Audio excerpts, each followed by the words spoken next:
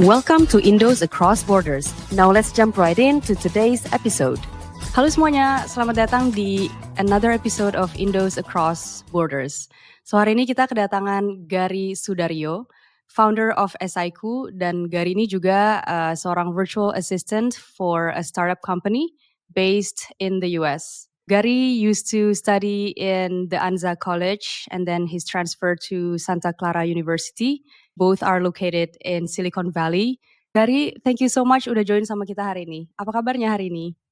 I'm doing good. Thank you for having me. I'm super excited buat dengerin semua cerita dan pengalaman kamu, especially about your project Esaiku. So let's start by getting to know you a bit better. Boleh gak sih diceritain siapa sih Gari itu? And also on a high level, what does Esaiku do? All right, cool. So let me give you the spoiler-free version. You're welcome to dig deeper later. But basically, I was born and raised in Jakarta. I went to a high school for SD SMP, and then for high school, I went to SMA Pangodiluhur. After graduating high school, I was lucky to be able to go to community college in the US. So I went to Dianza College, which is in Silicon Valley. I was really interested in computers at the time, which is why I chose to go to school there. Even though I did end up majoring in computer science, I did finance instead. But after spending 2 years at community college, I went to Santa Clara University to complete my undergraduate. And eventually I was able to get a job. And then eventually I was able to start Esaiku, which is an admissions essay review service for people who want to apply to university abroad. Between 2021 and 2023, I worked in JLL. It's a real estate services company. Okay. I was in their property management team and I helped operate a building basically. Right. And the company was based in Silicon Valley as well? It's actually based in Chicago and it's actually has offices all over the world. It even has offices in Jakarta. Oh, wow. I always tell people it's like a big four accounting, but this is real estate. I see. So this is like one of the top real estate services firms. Oh, nice. Okay. Tadi kamu udah talk a little bit about Esaiku. Itu secara garis besar dulu aja, karena nanti we will have a special section buat Esaiku. So stay tuned. Now, in which year did you actually move to America? So I moved to the US 10 years ago in 2014. Yeah, it's been a while. I see. Kita coba flashback dulu ketika kamu masih di Indonesia nih. Why the US? Pertama kali banget waktu kamu decided untuk, okay, that's it, I'm gonna go to the US. What came to your mind? So for me, my father used to go to university in the US. He's Indonesian, but he was one of the fortunate ones to be able to go to university there. Right. And then my brothers also went there, so it was a logical expectation for me. However, I think I was very lucky in the sense that even after my dad passed away abruptly when I was in 6th grade, my mom still had the funds to put me to school to the US, first at community college and then at university. So 2 years each. And it didn't really, it wasn't a really something that I had to think much about in terms of why the US. It was just an expectation. And but again, I think I just got very lucky. There's actually many episodes of how I am lucky. I think there's 2 more that I can talk about later on. Right. But we could talk about it now. Why do you feel like you're that lucky person? Oh, it's a really long story, you know. But essentially, so the first episode of luck was when I'm still able to go to college in the US. So that's one. Now the second one is at some point when I was in university. So it was my third year in America. My family had money problems, so I had to actually stop going to university for a bit. So I had to go home to Indonesia, and there was a point where I didn't know if I would finish university at all after spending like 2.5 years in America. So I went back to Jakarta, and then but I saw it as maybe this is something good, and I decided to do like a bunch of internships sekalian, like aku mencoba mengenal diri sendiri dan mencoba cari tahu apa sih yang aku suka gitu. And sekalian saya explore berbagai bidang. Jadi selama itu saya akhirnya magang di 5 perusahaan yang berbeda di Jakarta. Saya coba semuanya, investment banking, private equity, back office accounting, big four advisory, and then operations consulting. Aku coba semuanya. Hmm. And then eventually I was very lucky again karena akhirnya aku bisa balik juga ke Amerika. There was a sudden windfall and my mom was able to put me back to school. And so in 2018, after a year and a half of gap year, I was able to return to university, this time with more experience and a better understanding of what I wanted to do. So that is the second one. Wow. Uh, Such a beautiful story. I mean, just the moment that you needed to fly back to Indonesia and then accept that you need to just kind of like forget your dream, but then you got back up. You didn't just stop right there, masih cari kerja lagi, you work in like different companies, and then until miracle happens and you finally fly back to the US. So you basically feel like you were called to go back to the US? yeah, it was just a miracle that I was able to complete my studies. But there's actually more of these stories coming up. Mm. Eventually, I went back to the US in 2018, and then I think in the first like few weeks, my mom was also there, and we met my mom's friend, and she suggested, "Hey, Gari, why don't you apply for the US green card lottery? Uh, you'll be able to like live and work here." Because as international students, the US is quite protective of their employees. So you got to be like really, really qualified if you want to be able to work there. So you got to be like a STEM major if you want to stay there long term. STEM majors, they can work for up to 1 + 2 years, so 3 years in total after graduating undergraduate. Right. Whereas for a non-STEM, it's much shorter. I think it's just 1 year, which means like employers, they rather not hire you, Okay. because they can't invest in you. So like this green card lottery is basically like one step below citizenship, and it would allow me to basically stay in the U.S. like pretty much forever. And so I applied. It was a lottery, so it was completely free. It's open every October, and I just needed to submit a pass photo. It was completely free, and I didn't even use a new photo. I used an old photo. Luckily, my face still looks the same. Yeah. And then I totally forgot about that. That was in 2018. I think it was like my third year of university. After returning from my gap year, and like one morning, like this was like, so the announcement was like in April or May, Okay.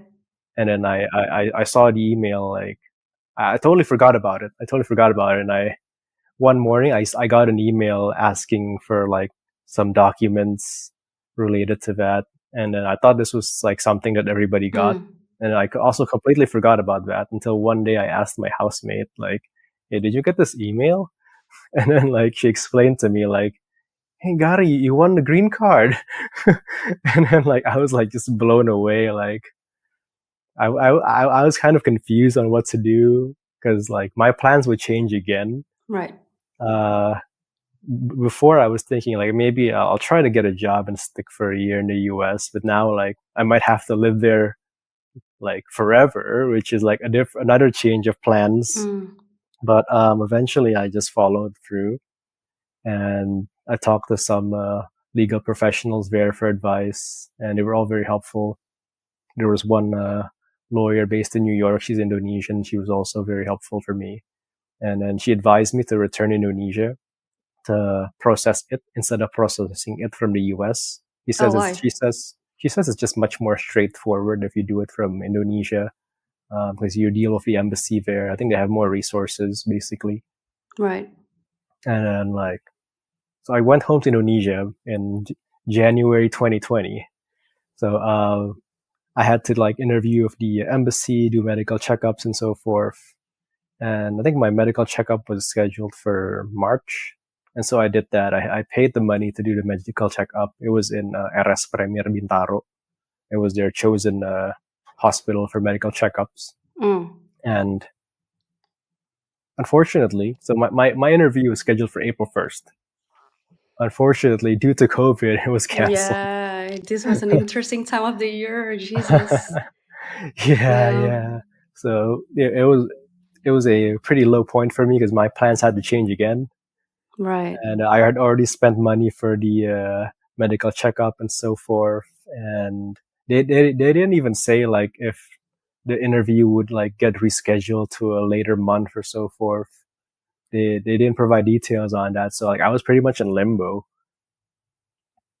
and I ended up getting a job eventually because I had to. Like my mom was already like pushing me to get a job, and eventually I got a job. I even got a girlfriend, Okay. and then eventually by some miracle, again I got real lucky here. By some miracle, like there was this. So there's other people who also won the green card lottery. There's a lot of people in Indonesia who also won it, and a lot of people like all over the world. And apparently there was like a lawsuit that these groups of people did, and they were able to like overturn it to argue that hey, these people, they're good people, they should still be able to get to do the interview, because there was Hmm. like travel bans and so forth at that time. Yeah. Travel was really difficult, and I guess by the powers of the American legal system, they were able to overturn it and allow us to do our interviews. And Oh, that kind of blew me away because like to win against like government orders, that is, I guess that's just the magic of the American legal system. right. Yeah, yeah. So eventually, I got my I was supposed to do my interview on September, and I think about like 2 weeks before ako ay jadian with my girlfriend, and Okay. and I told her everything like, hey, I might get a green card and I might have to move away. Are you okay with this? And like, you still want to be my girlfriend? I didn't say it exactly like that, but like that was Right, the main right. idea. And Yeah, she still yeah. said yes. And yeah, I did the interview. I was able to get the green card, and I was able to finally move back to the US in 2021 in May 1st. And this was also after getting a false positive for COVID, which delayed my flight by a month. Oh gosh. Yeah, Jeez. What a story. yeah. So, what was those requirements for you before actually getting that green card? So submitting the lottery itself is free. You just need to graduate high school and then to not be from like certain countries who are already like in oversupply. So like there are certain countries where they don't allow you to apply. And I Right. think that's basically it. I think so. That's for applying for the lottery itself, but winning the Okay. lottery itself is like less than 1% chance. So it's you got to be like really really lucky. And then Okay. afterward, after you win it, you have to do the interview, and you got to like do medical checkups, get like a letter from the police saying that your slate is clean, like you have Yeah. nothing, no wrongdoings, and then you have to pay some fees and so forth. Wow. Okay. Right. Aku masih mind blown banget sih. And so then you finally go back to the US. What was that moment look like when you said goodbye to your family and your girlfriend? It was tough. Every departure from the airport, like it was difficult. Mm, Like you wanna like ngulur waktu as much as you can before you have to like say goodbye and check in. It's always very difficult. yeah. Yeah. Your mother, she's already very supportive towards this idea. Initially, she wasn't. Oh, She was like, ngapain di Amerika, kerja di Indonesia aja. Uh, like even though I've had arguments with her about it, like I can help you more, I can send money each month. Like she wasn't convinced initially, but I think after she talked about it with her friends, she finally came to the realization that this is something good for me. mm. Yeah, You yourself, you wanted to move abroad? yeah, yeah. I feel like so I was working in Jakarta for a bit Mm, during 2020 and early 2021. Uh, I felt that I wasn't supposed to be here. I felt that the job that I was doing, I had a great CEO. He was amazing, very smart, but I felt like I was just not doing what I'm supposed to do. You know? mm, And when I ended up moving to the US, I finally realized that, hey, I'm actually good at these things. There are like skills I didn't realize I had. and I don't think I would have discovered it elsewhere. Maybe in Indonesia, I probably wouldn't discover it. I see. Yeah. So your mother was not really okay with the idea, but she was already pretty open-minded because back then your father used to live in America as well. Yeah. He went to Yeah. university here. So Okay. we've had trips here, but I think I was the first one in my family to actually work in the US. Yeah. I see. Tapi I think also why it was easier for you to go back to the US is because you've already spent that 2.5 years in the US. So your mother perhaps have seen like some changes in you. Correct me if I'm wrong, but was that the case? I don't know. She doesn't talk much. No, my mom's pretty chill about things, and I don't think she's very observant of things like that. I see. About convincing our parents is not that easy. Same Yeah, as you, yeah. aku juga sih. It was my mom's friend who is living in the US. So one time she came to Indonesia to visit my mom. And I remember like she took my mom to this bar and I'm like, wow, like she's a cool mother right there. And then she was like, yeah, but I'm not, my mom said like, I'm not gonna drink, but I'm like, mom, just get loose a bit. Just try, this doesn't kill you and stuff. And yeah, it was her who convinced her, saying that tinggal di luar itu is not gonna break her, especially when she knows herself, she knows her limit, she loves you. You have like this sort of relationship built already. But yeah, and I was like so thankful to this person that she kind of changed the way my mom sees Yeah. things. So I guess the anyway, takeaway is to work together with your mom's friend and try to convince your mom. yeah, that's what I mentioned. Now, when you first arrived in the US nih, waktu awal-awal, what is that first impression of the country? Yeah, so when I first arrived in so I have several arrivals, significant arrivals. One is 2014 when I started college, and the other one is 2018 when I returned to university, and the other one is 2021 when I was there for work. I think all of these experiences have given me like a different like impressions. Mainly the first and the last time. So like the first time, I think I was quite surprised by the heat because it was like in I think July or August and it was really hot in California. So I was in Silicon Valley and the weather was really hot, and I was just quite surprised how like in Jakarta I think it's just cloudy or polluted, hence it's not that not so terik gitu. Like it doesn't really pierce your skin as much.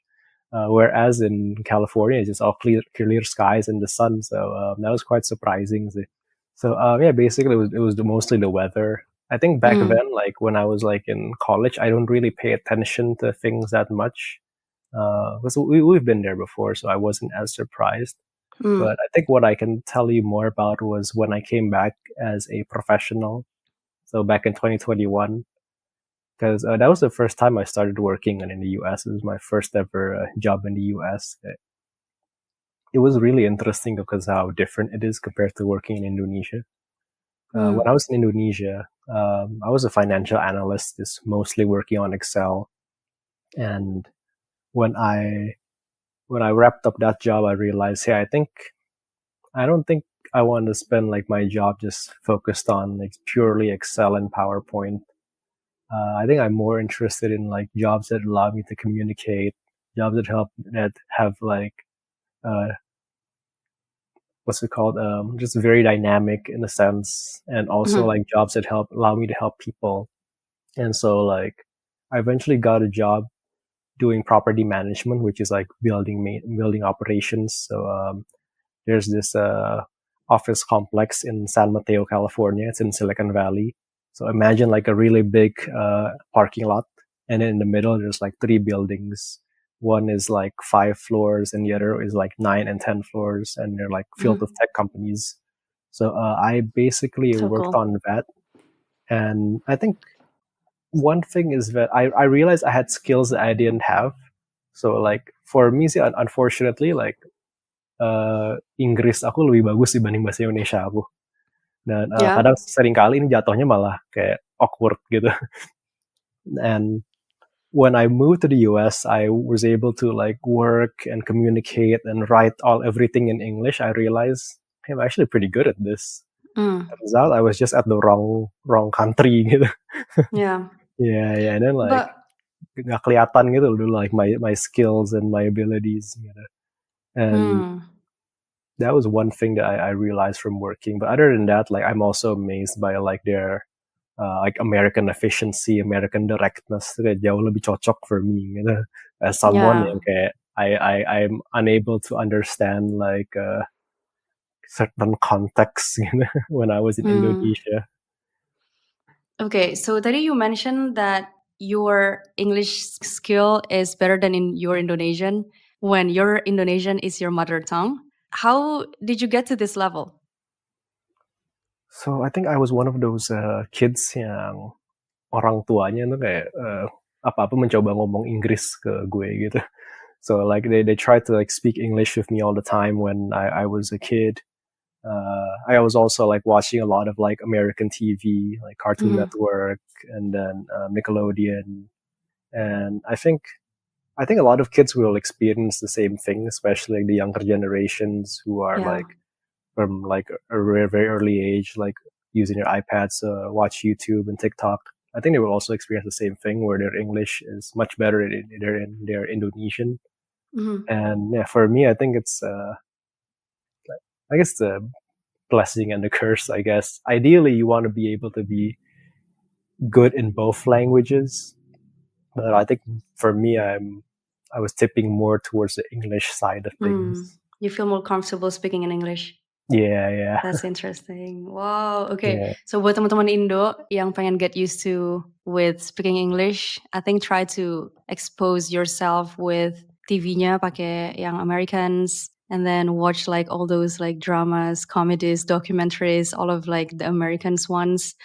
The English versions are also good. Iya sama sih. Aku juga I grew up watching all of these cartoons in Cartoon Network, terus kayak Nickelodeon juga, and it was a life changing. It was a game changer sih actually. Yeah, yeah. In your experience, you watch some documentaries, cartoons in America. Ketika kamu actually tiba di Amrik, menurut kamu influence-nya kayak banyak nggak sih dari TV itu? You're not really feeling that culture shock karena kamu udah biasa with that. Yeah, yeah. So I listened to one of your previous episodes, and you mentioned about like how we're accustomed to like American culture because of the content that's out there. So Mm, yeah, I think I feel the same way. I feel like with the US, it's very accessible for immigrants, in my view. Simply because one, you speak English, and then like the writing is also like in obviously the letters is also like nothing new. yeah. I think it's pretty accessible for most people. Like, even in terms of food, say if you live in like the big cities, like there's a lot of like Asian supermarkets. So kamu selama tinggal di sana, do you cook as well?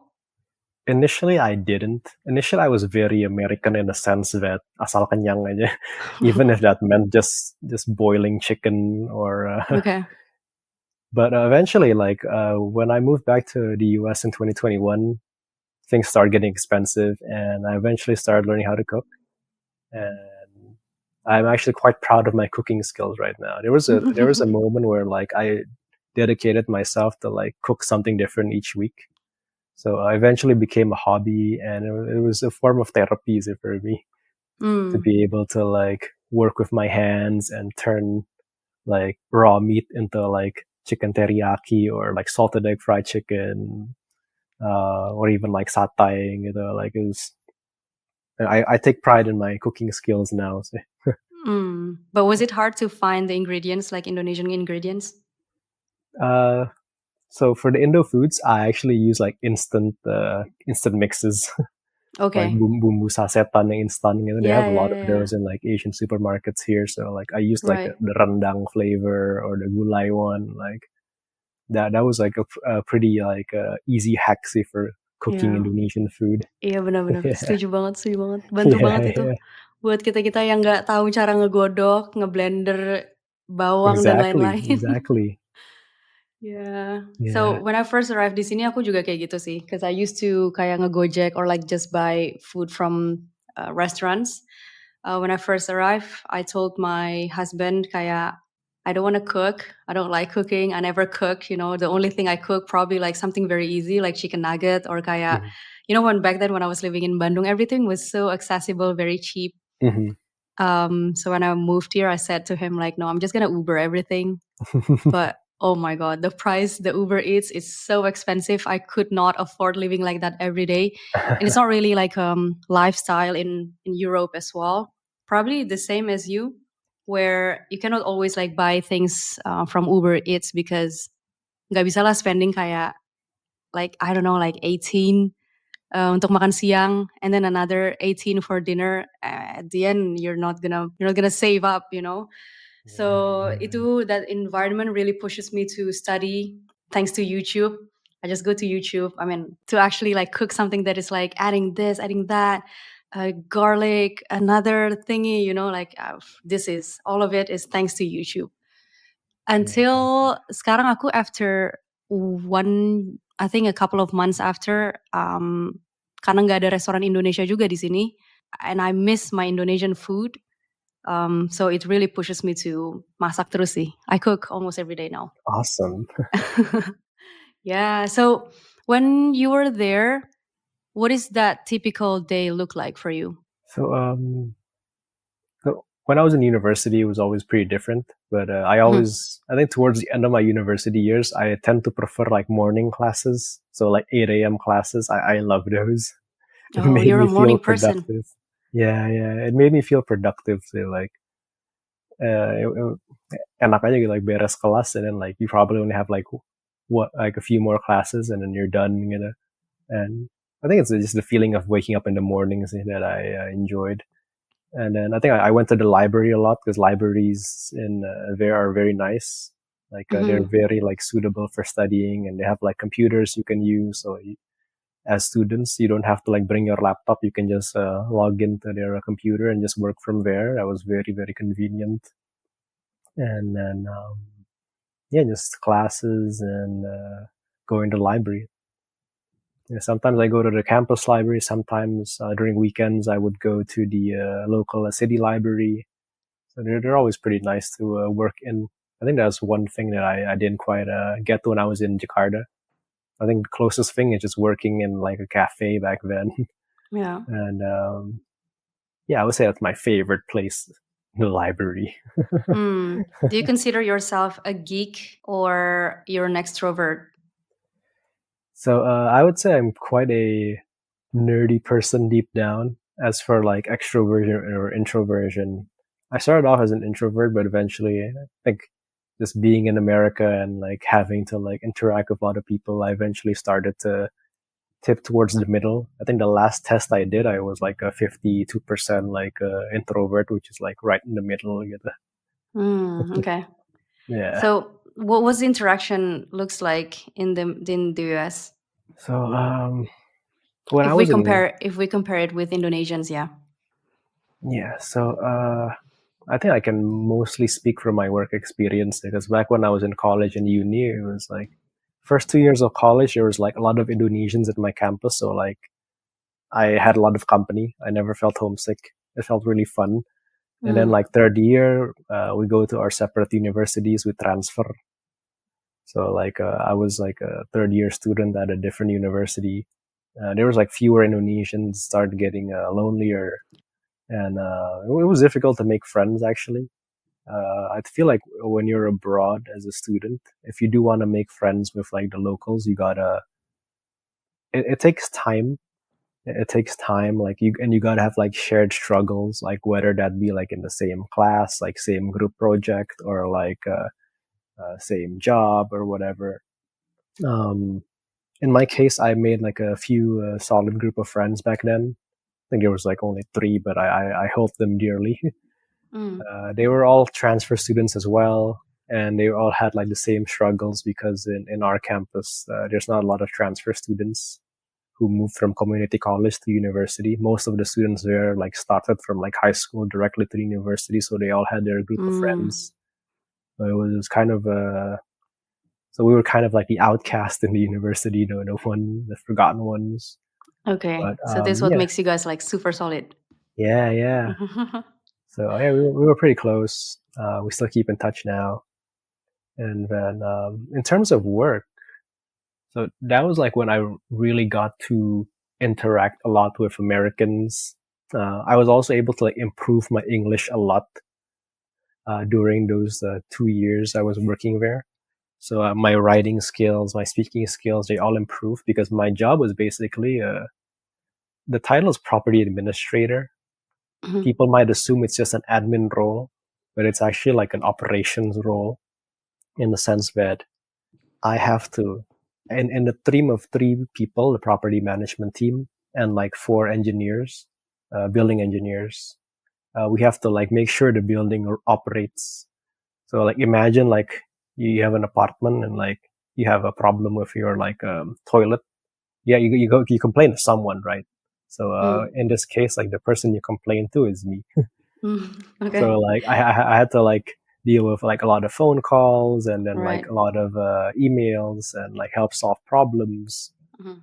And then in addition to that, I also had to deal with like accounting and then like insurance and then contracting, vendor management, people management, budgeting. So it's very comprehensive. Basically, I learned how to like run a small business, basically, which is like what an office building is, a small business. Mm. Yeah. And what I'm trying to say is that the role required me to interact a lot with people. Which align with the thing that you always wanted to do.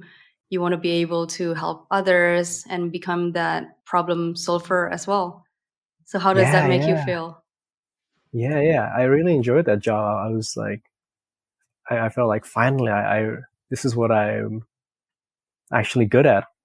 Mm. So operations, meeting people, customer service, and so yeah, I dealt with a lot of people. I was. What's interesting about my job is that even though I'm at the lowest of the totem pole, above me there's like an assistant general manager, and then above her there's general manager.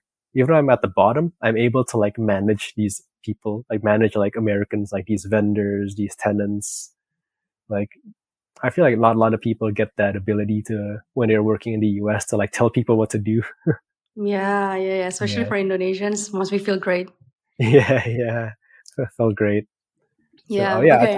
I think with interacting with them, one thing that I learned is that we have to be like really direct with what we want, Hmm. because they are a very low context culture. So like they're not gonna pick up on the cues or the signals that you don't say.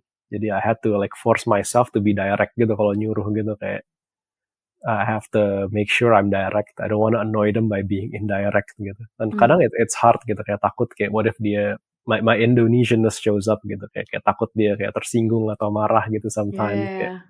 I should have to like force myself to be explicit and be direct gitu, which I eventually I'm able to do gitu. And I think Mm. because of that directness aku juga jadi kayak so at Esaiku I have an intern gitu like because of my work experience aku jadi kayak nyuruh bukan nyuruh ya kayak giving directions jadi lebih comfortable gitu. Mm. Dulunya mungkin kayak nggak enak lah walaupun dia bawahan aku gitu. Like back Yeah. then like telling people what to do is something that's difficult for me gitu, but like I've learned to just take the emotion out of it, which is like I don't know if it's good or not, but I think in the context of America this is how it's done gitu. Just Yeah. take the emotion out of it and make sure just it's executed. Mm. So being a minority nih di Amrik, I presume you are the only Indonesian working in this company. I've seen one Indonesian name in like a really big email, but I think that's it. Oh, you've seen. Okay. From the locals there. What are those impressions about you? So the thing with Silicon Valley is that everyone's really nice. Hmm. Everyone's like Crazy, crazy. everyone's like really really nice. I feel like it's a very healthy environment to work in. Uh, Yeah. it's not like somewhere like LA, for example. I think it's very family friendly, like working in Silicon Valley. In my view, like a lot of like software engineers, a lot of nerds. So Yeah. like I never felt that kind of experience while working. Yeah, I highly recommend people if they ever visit America or want to visit or if they want to work like places like Northern California. It's a very friendly place. Yeah. It's crazy when you mention that the people are very like kind of like family. They're nice, they're kind. I actually experience it as well. because I'm currently working in a company that is based in California, in Silicon Valley Oh, as well. nice. Yeah. And when you mentioned about these personalities, my client, he's like this, like big time.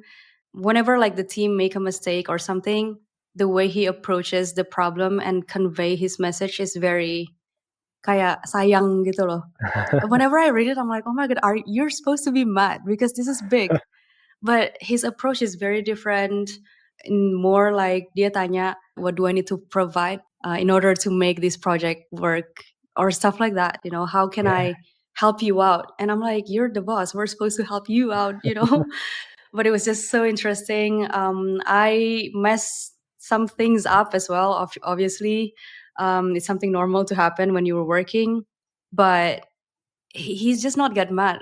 We had a call and he was more asking how did that happen, and then so my answer was like, okay, that was fully me. What else? I cannot like point my fingers to something else. Mhm. So because he's very like nice and open, I just straight up, okay, that was my fault, I shouldn't have done that, just like that. And it just makes the situation like much better and easier. By far, in my working experience, working with people in Silicon Valley is recommended. Kalau bisa cari kerjaan remote with the Silicon Valley people, like try prioritizing it. Yeah, yeah, it's amazing. I think throughout my 2 years of working there, like I have never been like dimarahin dan diceramahin like the same way like I have experienced in one of my internships in Indo. Like Yeah, not at all. I think the way they see it is like they know we're smart and nggak usah dimarahin juga, we will know what to do. yeah, Uh, crazy. so Kayaknya kalau like di Indonesia karena masih ada this superior gitu nggak sih? Kayak yeah, saya yeah, atasan kamu, kamu bawahan saya, masih lebih kayak gitu banget. yeah. It's very Hmm. hierarchical over in Indo. Yeah. Yeah. So if you have ever experienced those like tough moments, is there one thing that you faced and how did you overcome that? So I think one difficult moment was when I was like working in the U.S. So like there was not a lot of Indonesians left in the Bay Area. I had a group of friends; they were pretty solid, but other than that, like I really longed for for the solidarity and the connection of being surrounded by Indonesians. Mm. So that was kind of difficult for me, especially like my girlfriend was in Indonesia at the time, and then like even though we called every morning and every night, something still felt like something still felt incomplete. It's kind of hard to describe, but I feel like it's just as Indonesians, we're like hardwired for like comfort and community, and Mm-hmm. I felt that it was something that I longed for, especially like the U.S. and Indonesia is like 20-hour flight away. It's just it was too far, and I really missed that. So yeah, I faced that was pretty difficult for me, and yeah, I think the one way to overcome it is to move somewhere closer to Indonesia or just straight up move back to Indonesia. Mm. Yeah, but again, I realize that not everybody has that opportunity in Indonesia. There's a lot of like, there's obviously like not as many opportunities in Indonesia compared to place like the US or other countries in the developed world. But yeah, I think distance is gonna be like a big factor for a lot of people. So, like Mm. distance between country of origin and like the country you are living in. I Yeah. see. So for you, the only way to overcome homesickness and these tough times was to go back to Indonesia.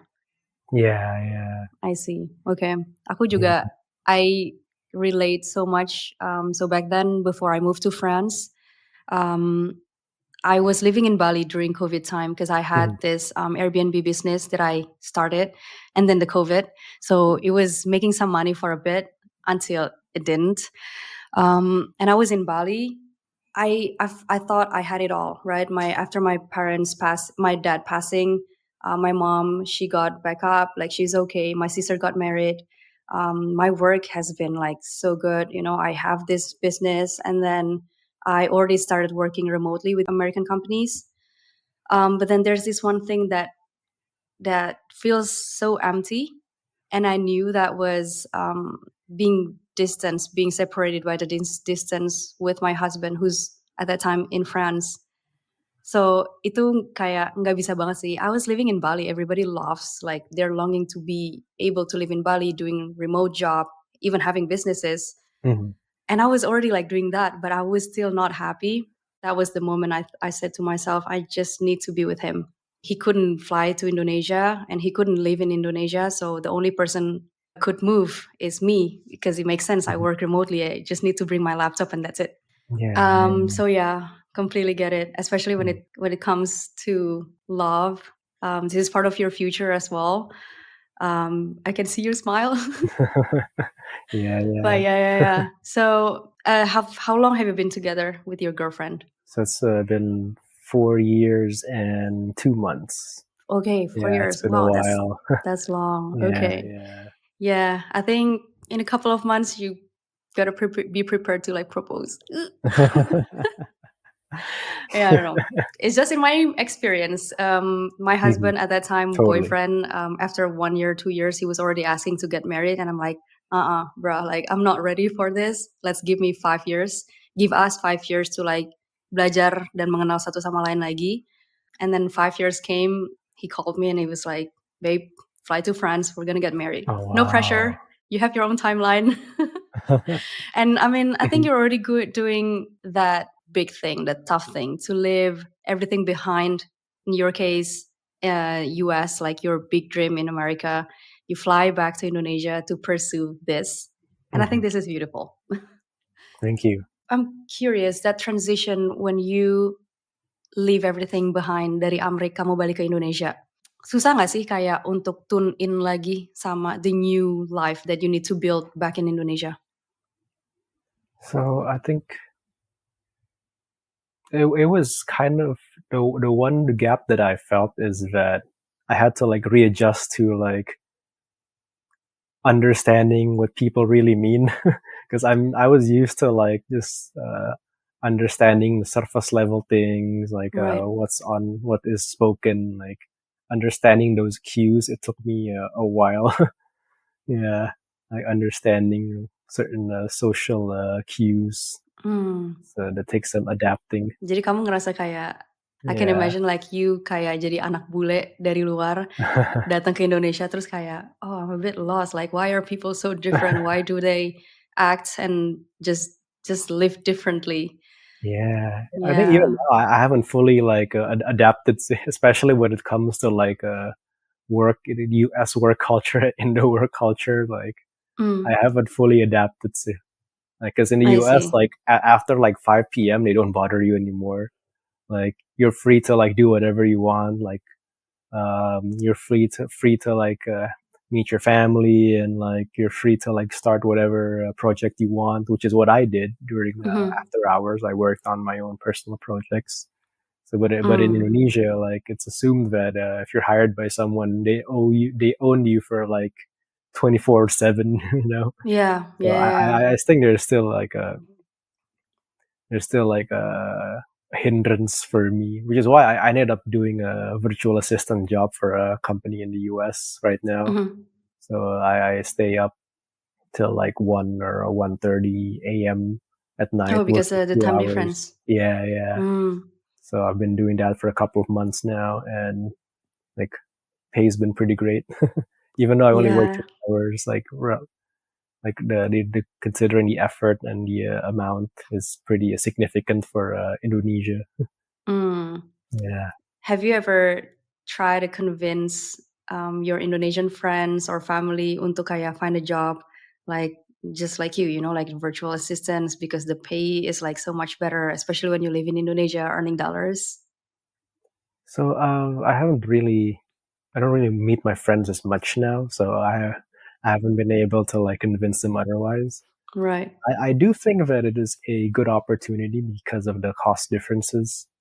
So I initially started by joining this course called the SGBVA. You might have gotten a lot of ads if you're in Indonesia.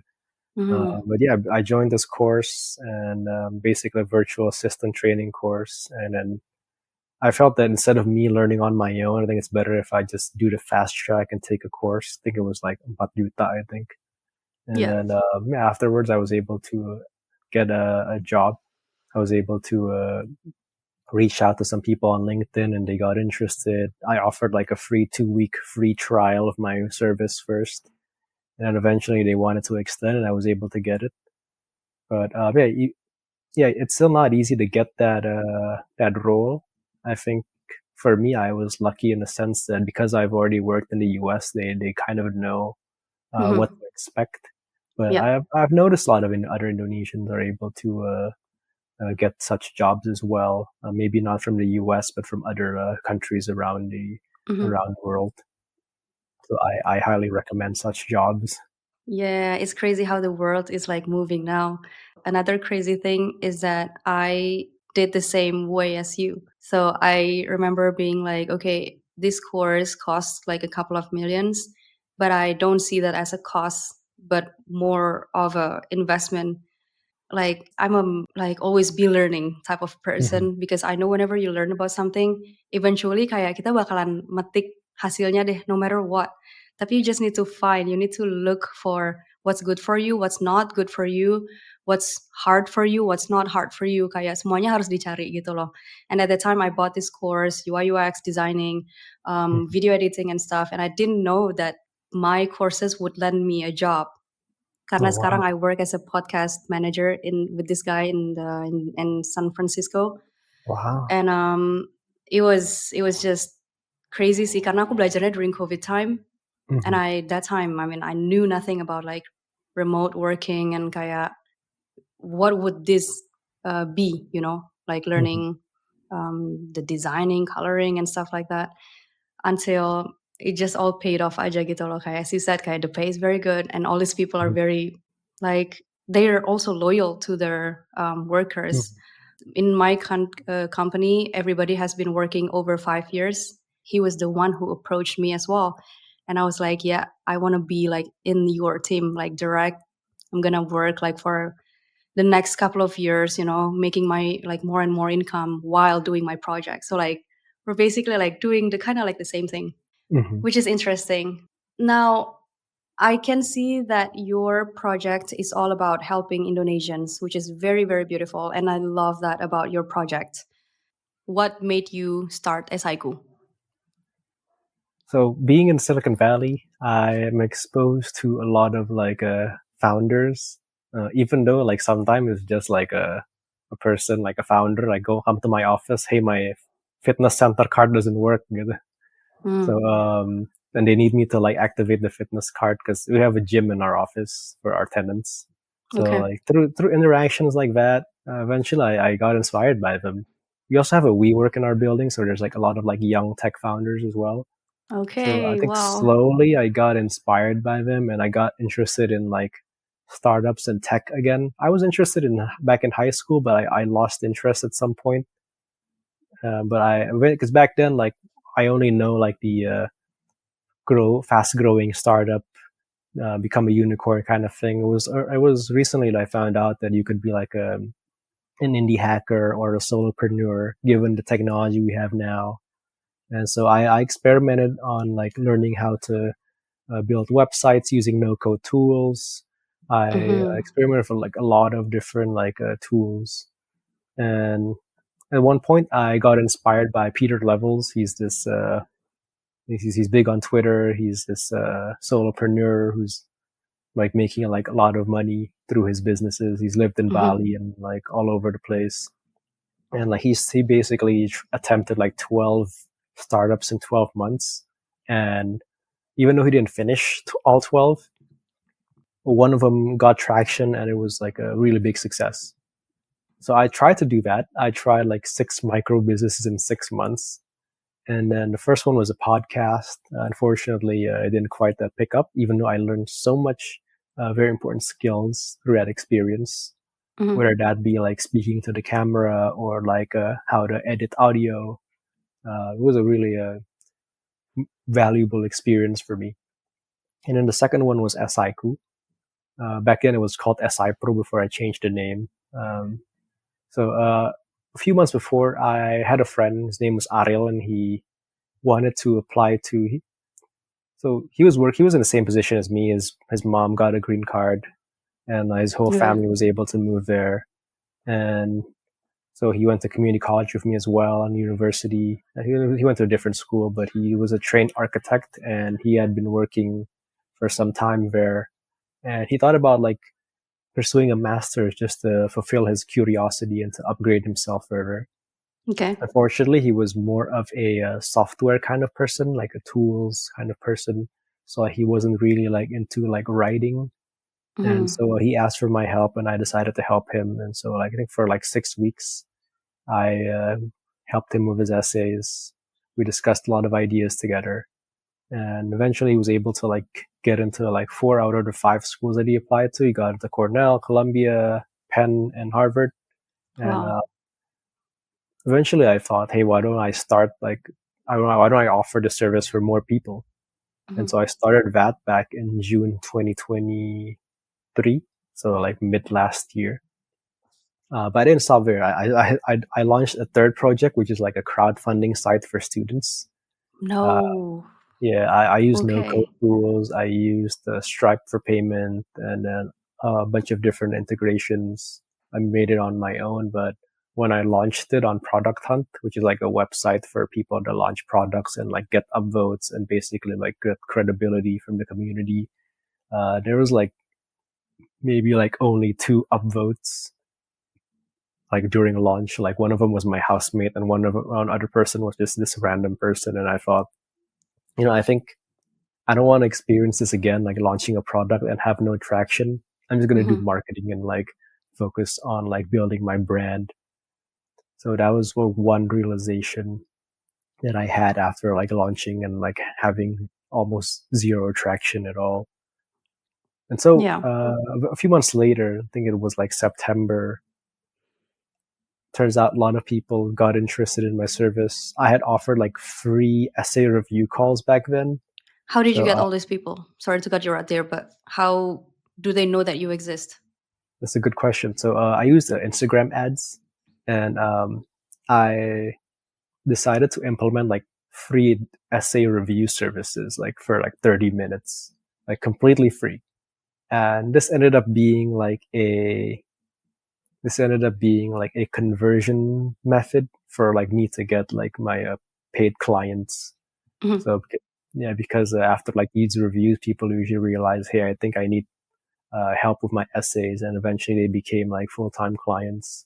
So that was how I was able to get traction. I think I also got lucky because it turns out like this is something that a lot of people in Indonesia have trouble with. I didn't realize it when I started at Esaiku, but turns out this was the case, and here I am now. I think I have maybe 140, 150 clients so far, from like Oh, quick essay reviews to like the full review services. right. So yeah, still working on it. Yeah. So everything started from your curiosity, you're willing to help Indonesians, you see your own skill set, you finally built your own company inspired by the Silicon Valley life. Now, talking about the SI itself, what are those biggest mistakes that Indonesians tend to do? Okay. So I think the common mistake that people tend to do in terms of the essay is that they don't really know who they're writing for. So they Mm, assume that who they're writing for is similar to an Indonesian. So the way a lot of Indonesians are trained to write is that longer sentences are better, yeah, whereas in a lot of like different countries out there, like you want to be like efficient, you don't want to be wordy, you don't want to have too many words. It's stuff like that. yeah. A lot of people are not aware of, and I think it's very important for people to like learn whatever they are applying to know like for this particular country what is their culture like, because you can't assume they're all the same. Even like Americans and French, they're not the same. Kalau di Amrik itu tipe esainya itu seperti apa, and then with countries in Europe itu seperti apa? Okay, so let me compare the American essay versus the UK essay. So American essays, because it's very competitive out there, like the expectation of high school students is to like go to university, and then because there's also like so many like really smart people out there of all different races, even like a lot of like really smart Asians are there. So because of how competitive it is, there is an expectation that you have to like stand out, because grades alone will not get you And accepted because everybody's grades are good. So mhm. there's an expectation to entertain the reader of the essay. Okay, So spill it. what this means is that sometimes you gotta like tell a story and to try to like get the reader to be inspired by your story. And what I've noticed is that other countries are not like this. It's just the US. So I'm not sure why they value like storytelling as much. I think perhaps it's because I think historically they've been really moved by stories, like journeys, like from like the founding of the country and so forth. They Mm, very value like those values. They really like those values and how the stories are able to like shape the country and so forth. I see. And I think they want to be able to accept people who share the same abilities, Right. to like shape narratives and to motivate people and inspire people and create change. And Mm, whereas in other countries, it's probably more like evidence driven, whereas like in the UK, it's more formal. They're more, the way I always tell my clients is that it's a lot like a cover letter where you just have to prove like your qualifications and your fitness for the program, and they're not interested in anything that's irrelevant. So mm, those are just some of the common differences. But even in the US, like there's also like variations between like the level. So like whether you're applying for undergraduate, master's, or PhD, that can be very different. With undergraduate essays, it's mostly about like telling a young adult story, which is like your day to day life. You can't really talk about work as much because you're still like 16, 17, 18 years old. Whereas if you're like applying for masters, it's much easier because you can talk about like your upbringing, talk about your high school years, your university years, and then your work years. So there's just mm, more to talk about, which is much easier. And with PhD essays, it's more about proving to them that you have the research experience, because you're going to be a researcher when you're a PhD student. But it also varies by school. Some schools are more interested in like your backstory, and some are not so much. So it also varies, and you gotta like do your research on that. And I would say like the best way to do it is to speak with an alumni or a current student who goes into that program and get their advice. I think that's the number one piece of advice I would give to wow. people. Okay. Wow. This is already very powerful. So in Esaiku, kalau kita mau apply bachelor degree, master, even PhD, everybody could go to Gari ya. Yep, correct. What do you think makes a great admission essay? Gimana caranya Esaiku itu bisa bantu those students achieve that? Okay, so I think um, so it all varies again, but I think what's most important is to just be clear on what you mean. A lot of the times, a lot of students they write something, but when I ask them, "Hey, what do you mean by this?" they would like say something completely different. So I think that's like a big challenge that a lot of people face, and what I can help with is providing clarity on what people actually mean when they write Hmm. something. Gitu. And as someone who used to live in the Silicon Valley area, Mhm. and ChatGPT is everywhere today, do you think to write those essays, boleh nggak sih kita pakai ChatGPT? What's your thoughts on that? So I think ChatGPT, you should only use it for like brainstorming or for finding synonyms or for definitions. Let's say you want to say the word excited, but you don't want to just use that word. You want to use something else. You can just ask ChatGPT for a synonym. Or let's say you have an understanding of a word and you want to test to see if other people or ChatGPT has the same definition. You can just ask ChatGPT, "What does this mean?" Hmm. So I think you should just only use it for that. I think for generating your essays, I think it's you shouldn't do that because some schools they actually say that they would use like plagiarism detectors and so forth. Hmm. Even though like these detectors sometimes like they can be incorrect as well, I think it's just better to just not take that chance in my view. And also the fact that like for now these AI generated essays they don't have the complete picture of you. So ujung-ujungnya you have to edit it anyways, Hmm. because they don't have the complete information. And Yeah, kadang juga masih agak robotic gitu. And like for exactly. someone who has read like thousands of essays, these admissions officers, they'll be able to sense it. Yeah, I use ChatGPT on daily basis, and what I notice from ChatGPT, it constantly gives or uses some words that is like repetitive. Hmm. I already added to my prompts kayak stop using this word, stop using colons, stop this, stop that. Kalau aku pakai in a different days, different prompts, it will come back again. Oh wow. So everybody guys take notes. Kalau kamu mau nulis esai, jangan pernah pakai ChatGPT. Only to help you find the right words, to find the synonyms. This is a very very good advice from Gari. And apakah mereka harus start with a good SMP, SMA, S1? Like, is it something that they need to prepare? Okay. So for essays, I think let's say you're applying for masters. I think the essay should be your last priority. So like you should first focus on like your testing.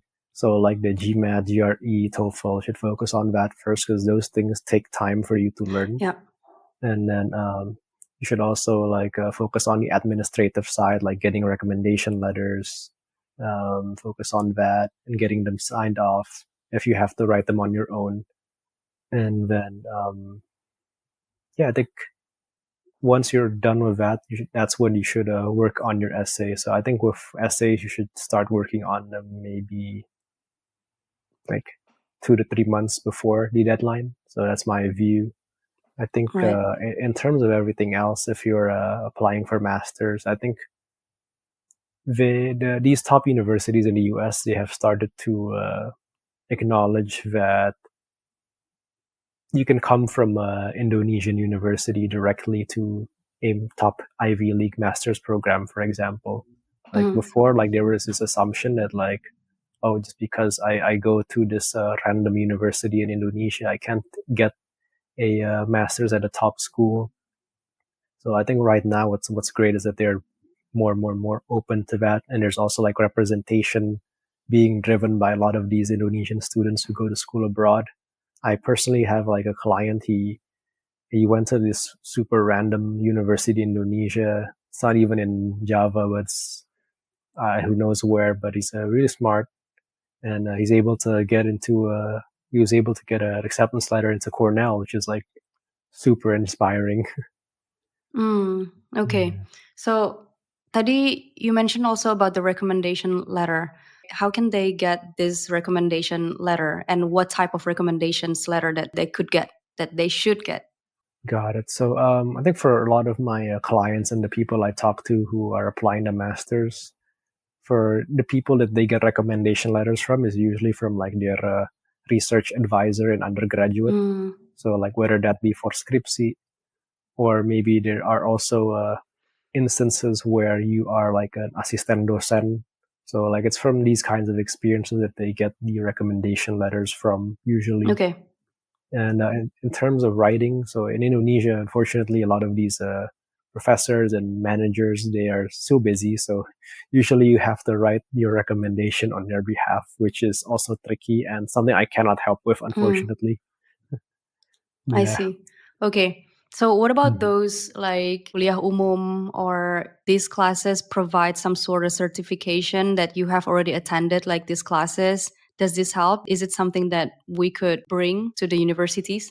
So I'm not exactly sure, but I think when it comes to like your undergrad experience, I think what matters most is well GPA. I think GPA. I think with recommendation letters, like if you're writing on your on the behalf of the professor, you could tweak some things. But I think GPA is one of those things that you cannot adjust whatsoever. Right.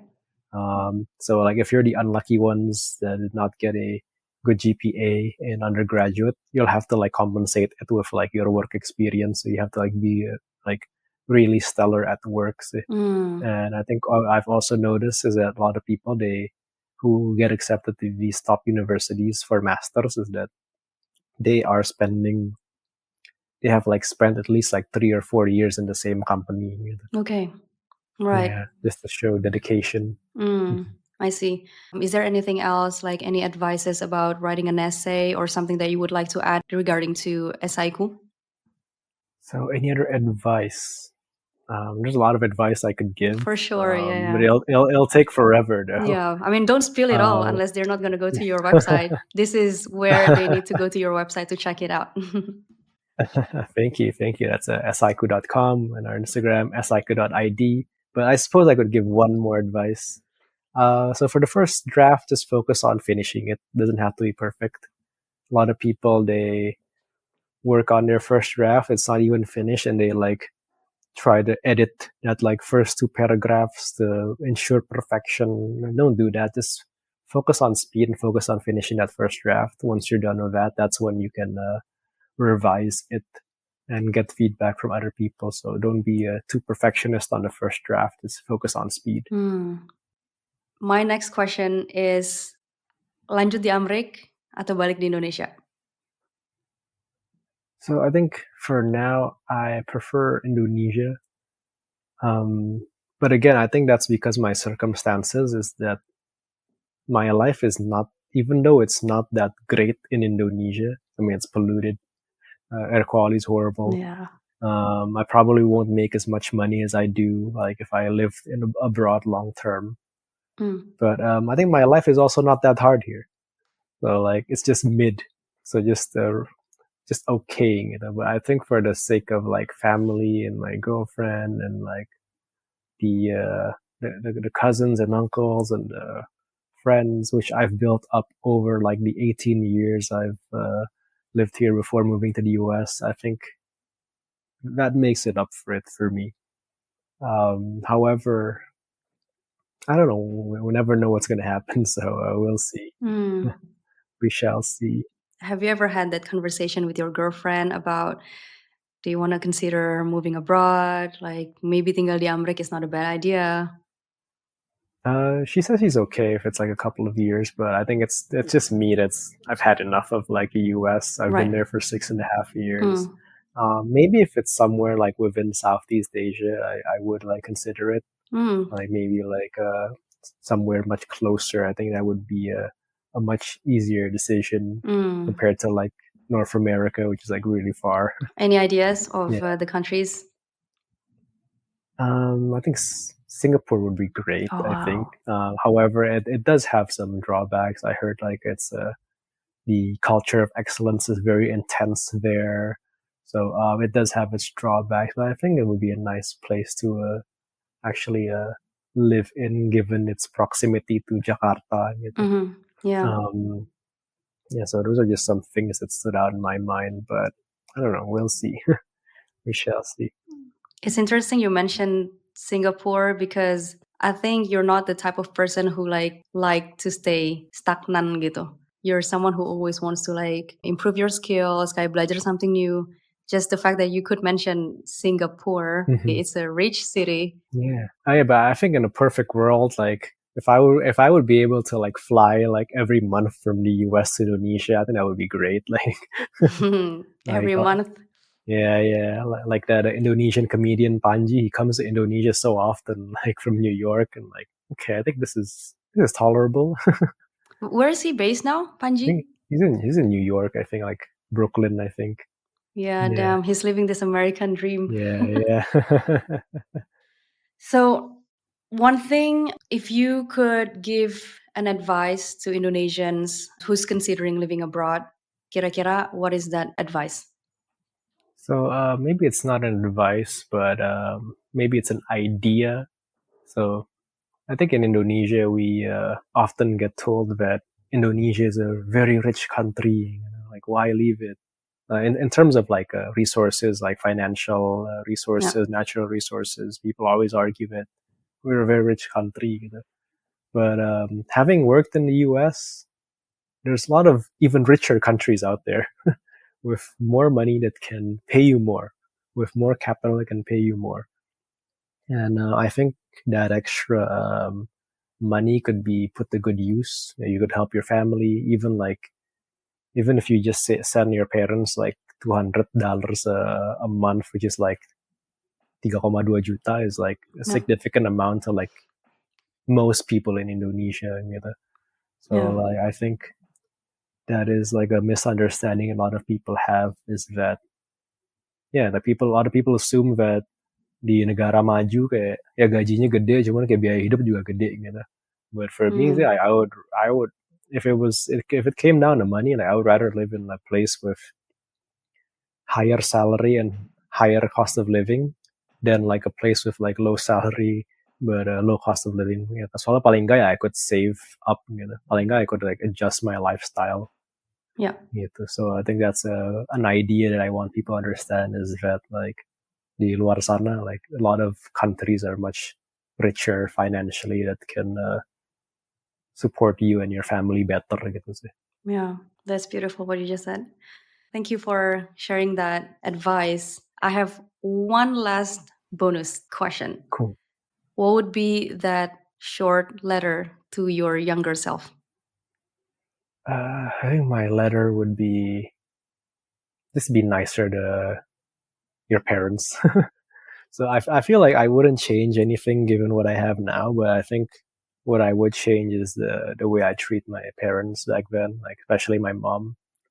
I feel like there were a lot of moments where I was really tough on her, and I think looking back, I shouldn't have been that way.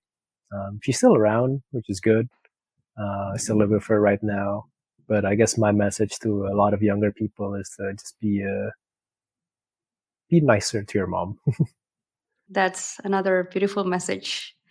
So that is it. But before we wrap up, Gari, could you share your social media handles with our listeners so they could follow your project, Esaiku, to stay updated? And perhaps if they want to ask about the life in the US or abroad, where can they meet you? All right. So my Instagram is Gari Soedarjo. So the yo is ejaan lama, so it's with a J. So Gari Soedarjo. And then if you have any questions with anything, feel free to DM me. I'm happy to answer. And for Esaiku, the Instagram is esaiku.id. And our website is esaiku.com. So feel free to DM us as well if you need any advice on essays or whatsoever. Nice and easy. I'll make sure to add that in the show notes. Well, Gari, thank you so much for joining us today and sharing your insights, your advices. It's been such a pleasure to have you on the show. And for our listeners, don't forget to follow Gari and follow his journey. Get to know about Esaiku. Kalau kamu lagi in your preparation to go abroad, we have the right person right here. And until next time, stay happy, stay healthy, and we have the right person right here. And until next time, stay happy, stay healthy, and good luck to your project. Right. Thank you for having me.